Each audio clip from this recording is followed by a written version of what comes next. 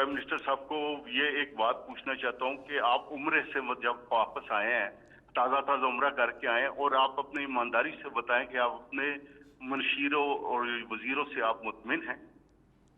ईमानदारी से बताएं कि क्या आप अपने वज़रा की कारकर्दगी से खुश हैं?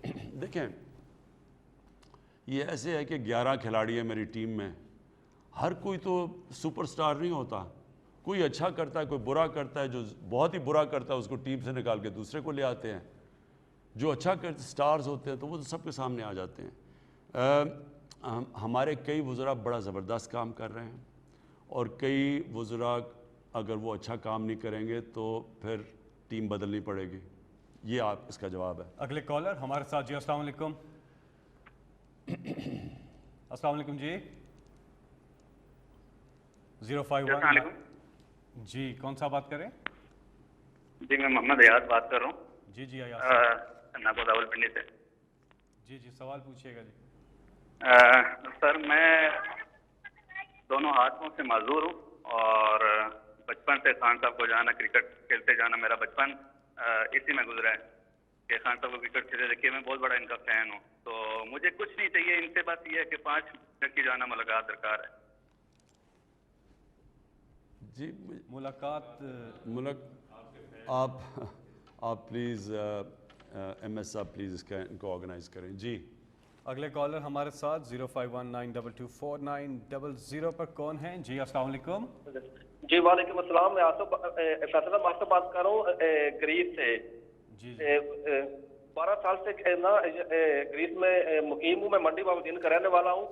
गोजरा मंडी बावलदीन में मेरी एक दुकान है जो 2013 में खरीदी थी। 3 मरले की दुकान है, जिसके एक मरले के ऊपर DSP राजा फखर महमूद मलकवाल में उसने कब्जा किया हुआ है, कब्जा कराया है। और पिछले 10 महीने से PMDU के ऊपर मैंने बहुत ज्यादा दफा एप्लीकेशनें दी हैं, लेकिन कोई आदमी सुनता ही नहीं है। ये नोट कर लिया आपका, इंशाल्लाह इसके ऊपर हम पूरी इंक्वायरी करेंगे। मैं फिर से आप सबको बता दूं कि हमारा मुल्क का बहुत बड़ा जो मसला है, जिस तरह मैंने आपको कहा कि जब से पाकिस्तान बना, जब से हमारे अजीम लीडर कायद आज़म जो कॉन्स्टिट्यूशनिस्ट थे, सबसे बड़े वो कानून के ऊपर चलने वाले थे, बदकिस्मती से उसके बाद हम कानून की बालादस्ती से हट के तो ताकत की हुक्मरानी की तरफ चले गए।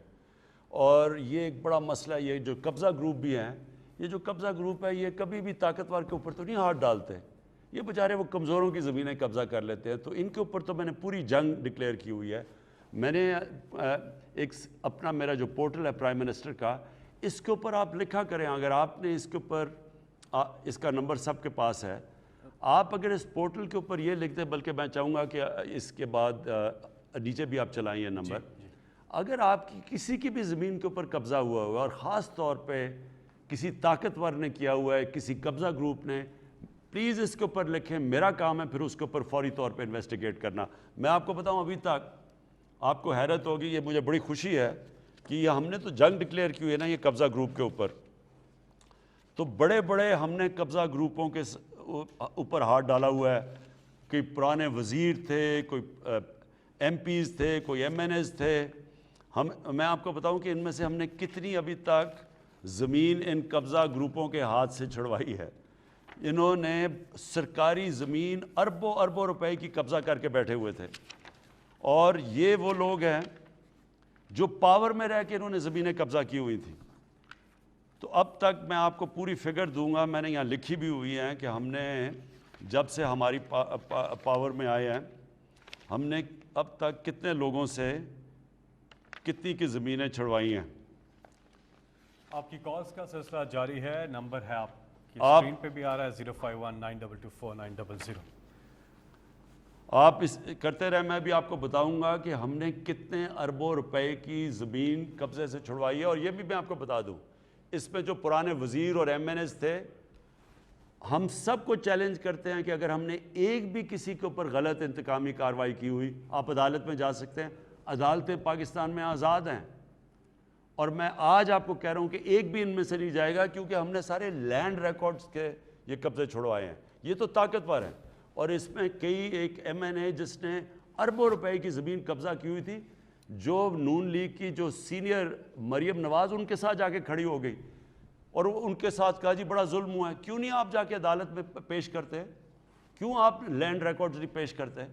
میں ایک منٹ یہ بھی آپ کو دکھا دوں ابھی تک کتنے ہیں.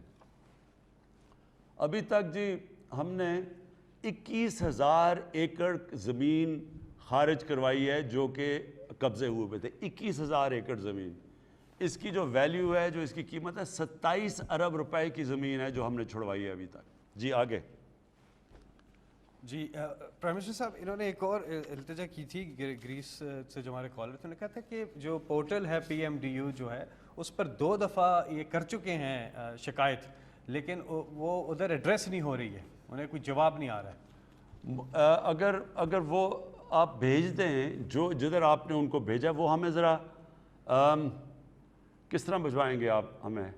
آپ اپنا کال اپنا نمبر دے دیں, ہم آپ کو کانٹیکٹ کریں گے. آپ کی وہ جو آپ نے پورٹل پہ بھجوائی ہے وہ ہم ابھی چیک کر کے دیکھتے ہیں کہ کیوں نہیں آئی آپ کی. وزیر اعظم آفس آپ سے رابطہ کرے گا. جی اگلے کالر ہمارے ساتھ. السلام علیکم. جی وعلیکم السلام فیصل بھائی. جی کون صاحب؟ سر عثمان افضل اٹلی سے بات کر رہا ہوں.